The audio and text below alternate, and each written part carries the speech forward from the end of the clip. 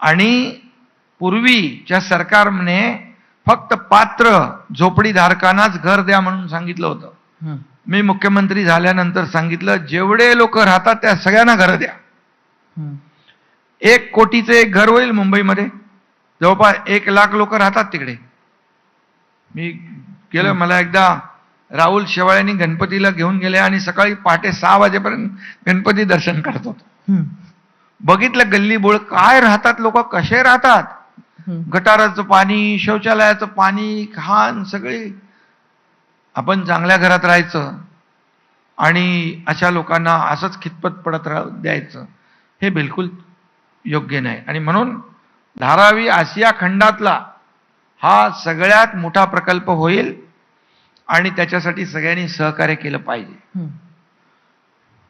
Mumbai slum free करणं हा आम्ही नियम केला आहे, कायदा केलेला आहे. आणि हे जॉईंट व्हेंचरमध्ये सगळे हे जे मी नावं वाचली हे सगळे आपले शासकीय प्राधिकरण आहेत. ते फंड रेज करू शकतात, ते भाडं देऊ शकतात. आणि जे डेव्हलपर जे त्यांची कॅपॅसिटी आहे, कॅपेबिलिटी आहे, त्यांनाही मना नाही केलं आम्ही. पण 2 वर्षाचं आगाऊ भाडं द्या, 1 वर्षाचं तयार ठेवा आणि पूर्ण प्रकल्पाला किती खर्च येतोय तिचा फायनान्शियल त्यांची कॅपेबिलिटी देखील बघून आम्ही करतोय. त्यामुळे जे बाळासाहेबांनी म्हटलं होतं ते आम्ही पूर्ण करू शकतो याचा विश्वास आमच्या मनामध्ये आहे. ठाण्यामध्ये क्लस्टर सुरू झालं. ठाण्यामध्ये कोण करतंय? 25-30 मजल्याच्या इमारती सुरू झाल्या. तेव्हाही वाटत होतं हे क्लस्टर काय आहे बाबा, कसं होणार.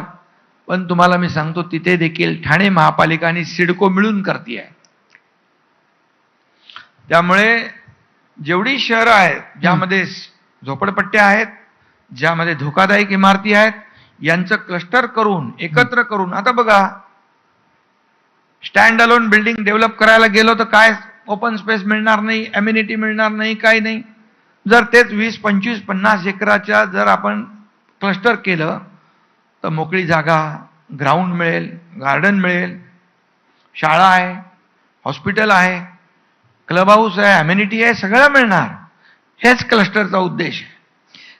तुमचं हे जे इन्फ्रास्ट्रक्चरला घेऊन जे ऑब्सेशन आणि त्याच्यामध्ये आम्ही खास लाडक्या बहिणींसाठी, नोकरदार महिला वर्गासाठी त्याच्यात आम्ही हे ठेवली आहे. परवडणारी घरं हा आमची प्रायोरिटी आहे. ज्येष्ठ नागरिकांसाठी, मिल वर्कर्ससाठी आणि स्टुडंट हॉस्टेलसाठी देखील त्याच्यामध्ये प्राधान्य दिले. हे जे तुमचं इन्फ्रास्ट्रक्चरला घेऊन जे पॅशन आहे किंवा जे ऑब्सेशन आहे, अशी कुठली काही घटना घडली का ज्यामुळे तुमचा कल एवढा त्या विषयांकडे वळला? म्हणजे खातं आलं, अनेक मंत्री होऊन गेले, पण तुम्ही सातत्यानं इन्फ्रास्ट्रक्चर हा विषय जो घेतलाय त्या पाठीमागे काही कहाणी आहे का? नाही, याच्यामध्ये बघा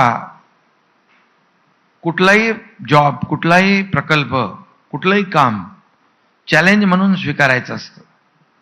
नागपूर मुंबई समृद्धी महामार्ग जेव्हा करायचं ठरवलं त्यावेळेस देवेंद्रजी मुख्यमंत्री होते आणि माझ्याकडे MSRDC खातं होतं. 6,500 कोटी रुपयाचं डेफिशिएट होतं, कर्ज. खड्ड्यात गेलेलं खातं मला दिलं होतं, पण मी ते स्वीकारलं. मला चॅलेंज आहे बघू. आणि मग मला हा समृद्धी महामार्ग त्याची जबाबदारी दिली.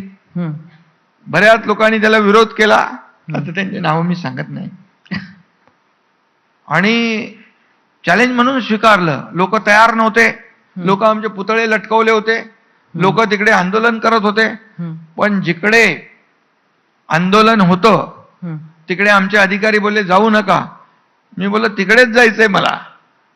आणि तिकडे जाऊन त्यांना समजावलं, त्यांना सांगितलं, बुलढाण्याच्या लोकांना सांगितलं. ते म्हणाले आमचे पैसे मिळणार नाहीत आम्हाला, कारण अगोदरचा अनुभव वाईट असेल. मी म्हणालो ते मागचं मला माहित नाही, परंतु तुमच्या खात्यामध्ये 2-2.5 तासात RTGS होईल. आणि मी ॲज अ विटनेस म्हणून सही केली त्याच्यात. 2-2.5 तासात खात्यात पैसे जमा झाले, सगळीकडे चर्चा झाली, पैसे मिळत आहेत, सगळे लोक बराबर आले. लँड ॲक्विजिशन रेकॉर्ड टाईममध्ये झालं. आणि त्यानंतर कनेक्टिव्हिटी, मोस्ट इम्पॉर्टंट आहे हं. प्रोग्रेससाठी. म्हणजे तुम्ही फक्त प्रवास करत राहा 10-10, 15-15, 20-20 तास, माणूस काय करणार? कुठले एफिशियन्सीने काम करणार? पण ना हीच एक टीका पण होते तुमच्यावर एकनाथजी,